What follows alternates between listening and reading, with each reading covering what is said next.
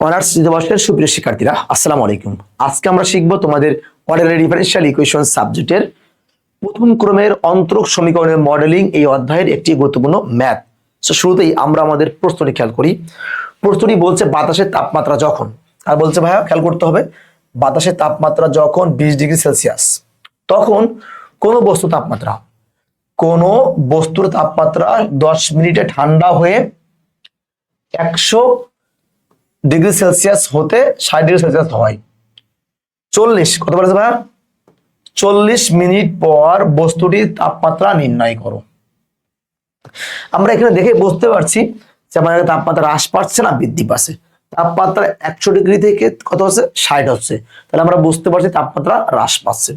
তাহলে একটু খেয়াল করি, আমরা ধরে নিলাম টি সময়ে বা টি মিনিটে বস্তুটির তাপমাত্রা কত? টি ডিগ্রি সেলসিয়াস হলে ওই সময়ে বস্তু বাতাসের তাপমাত্রার পার্থক্য দেখো, খেয়াল করতে হবে। এইটা কার? এই যে বড় হাতের টিটা কার? এটা হচ্ছে আমাদের কত? বস্তুটির তাপমাত্রা। প্রশ্ন দেখো তো বাতাসের তাপমাত্রা কি দেওয়া আছে? বাতাসের তাপমাত্রা কি দেওয়া আছে ভাই? বাতাসের তাপমাত্রা কি দেওয়া আছে আমাদের? 20 ডিগ্রি সেলসিয়াস। তাহলে এই যে বস্তু আর বাতাসের তাপমাত্রা পার্থক্যটা আমাদের কত হবে বলতো? পার্থক্যটা হবে কত? টি মাইনাস 20 ডিগ্রি সেলসিয়াস, তাই না? এটা কি আমাদের বস্তু আর কি বাতাসের তাপমাত্রার পার্থক্য। তাহলে দেখো, যেহেতু বস্তুটি তাপমাত্রা হ্রাস পায়, আমরা জানি বস্তুটি তাপমাত্রা হ্রাস পালি সেখানে আমাদের কোন সূত্রটা আসে? শীতলীকরণ সূত্র। এটা আমরা সবাই জানি। তাহলে আমরা জানি টি যদি বস্তু তাপমাত্রা হয় তাহলে ডিটি বাই কত? ডিটি। এটা মানে কি? বস্তুর তাপমাত্রার পরিবর্তনের হার। কার সর্বাধিক হয়? সর্বাধিক হয় বস্তু ও বাতাসের কি তাপমাত্রা পার্থক্যের সর্বাধিক হয়। এটা কার সূত্র? শীতলীকরণ সূত্র। কার? শীতলীকরণ অন্তর সূত্র। তাহলে এখানে আমরা কি লিখতে পারি dt by dt equal minus k t minus 20। কেন আমরা এখানে মাইনাস দিলাম? আমরা জানি তাপমাত্রা 100 থেকে 60 হচ্ছে, তাপমাত্রা হ্রাস পালি কেন হবে কি মাইনাস, আর বৃদ্ধি পালি হবে প্লাস। এটা পাইছি। তাহলে এখানে dt by t minus 20 equal k dt. এখন আমাদের কি করতে হবে? লিমিটিং ভ্যালু লাগবে। কার? তাপমাত্রা লিমিটিং ভ্যালু লাগবে আর সময়ের লিমিটিং ভ্যালু লাগবে। তাহলে আমরা প্রত্যেকটা ম্যাথের জন্য জানি কত? T equal 0। প্রত্যেকটা অঙ্কের 0 হলে কত আসতে পারে? দেখো তো কত? 100 ডিগ্রি। কত হচ্ছে? 100 ডিগ্রি। আর কয় মিনিট বলেছে ভাইয়া? 10 মিনিট। 10 মিনিটে কত হবে? 60 ডিগ্রি। এই কথা বলতে আমরা টি ইকুয়াল 10 মিনিট হলে টি ইকুয়াল 60 মিনিট। তাহলে লিমিটিং ভ্যালু করে ভাই, তাহলে কত? 100 থেকে কত? 60 ডিগ্রি। আর কত হবে? 0 থেকে 10। তাহলে এটা কার সূত্র হবে? আমরা সবাই জানি কি ইন্টিগ্রেশন dx বাই x মানে কত? মানে হচ্ছে ln x। অর্থাৎ এখানে আমাদের কি ছিল? এখানে কত ছিল? 160 dt বাই t মাইনাস 20। এটা কত হবে? কত হবে? ln কত? t minus 20। আপার লিমিট কত? আপার লিমিট 60, লোয়ারে 100। তাহলে আমরা কি বসাবো?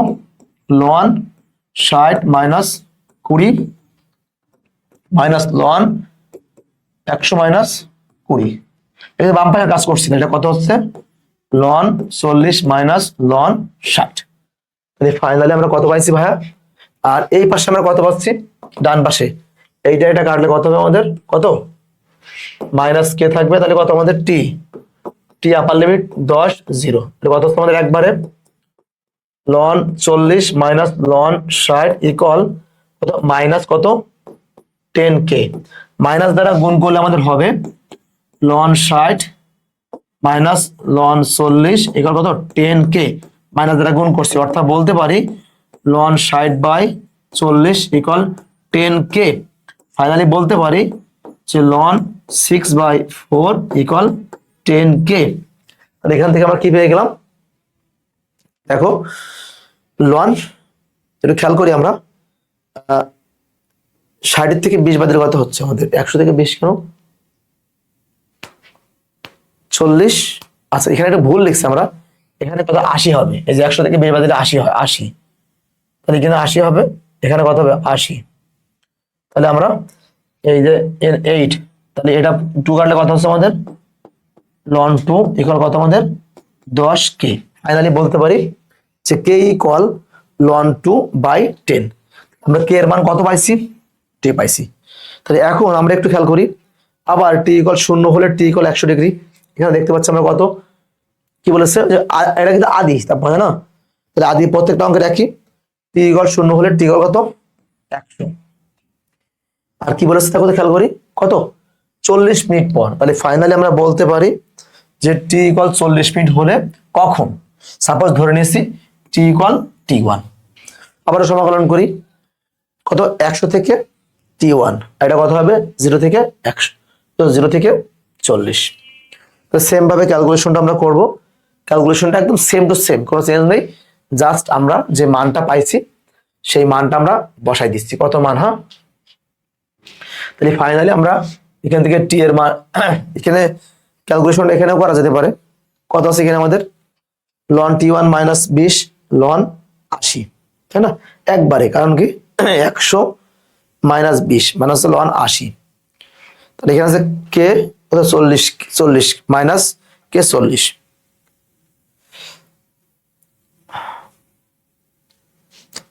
ক্যালকুলেশন এখানে আমরা করে দিই। হ্যাঁ, ক্যালকুলেশন এখানে আমরা করলে মানে ভালো হবে, সুন্দর হবে। হ্যাঁ, তাহলে এখানে কত আছে আমাদের দেখো, ln কত? T1 minus 20 minus ln 80 equal কত হবে? মাইনাস 40 কে। তাহলে আমরা একটু দেখতে পাচ্ছি এখানে কত আছে আমাদের?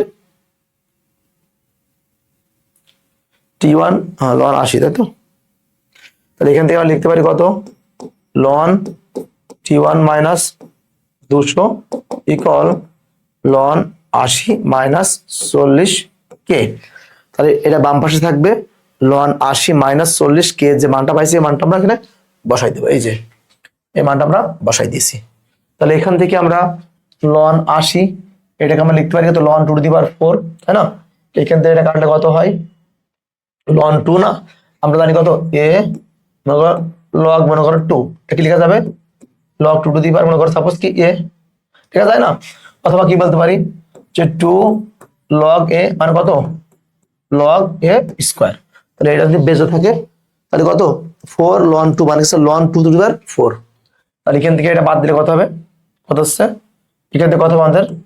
ln 80 ভাগ 2 টু দি পাওয়ার 4, এটা ক্যালকুলেট করতে হচ্ছে ln 5। তাহলে এই পাশে ছিল ln আর এই পাশে ln বাদ দিলে কি হবে? T1 মাইনাস 20 ইকুয়াল 5, অর্থাৎ ফাইনালি T1 মানে কত? 25। তাহলে আমরা বলতে পারি 40 মিনিট পর বস্তুটির তাপমাত্রা কত হবে? 25 ডিগ্রি সেলসিয়াস। প্রশ্ন কিন্তু বলেই দিয়েছিল যে 40 মিনিট পর বস্তুটির তাপমাত্রা নির্ণয় করো। আমরা বলতে পারি 40 মিনিট পর বস্তুটির তাপমাত্রা কত হবে? হ্যাঁ, 25 ডিগ্রি সেলসিয়াস। আশা করছি তোমরা সবাই এই প্রশ্নটি ক্লিয়ারলি বুঝতে পেরেছো। বুঝতে পারলে আজকে এই পর্যন্তই, দেখা হচ্ছে পরবর্তী ক্লাসে। সকলকে আসসালামু আলাইকুম।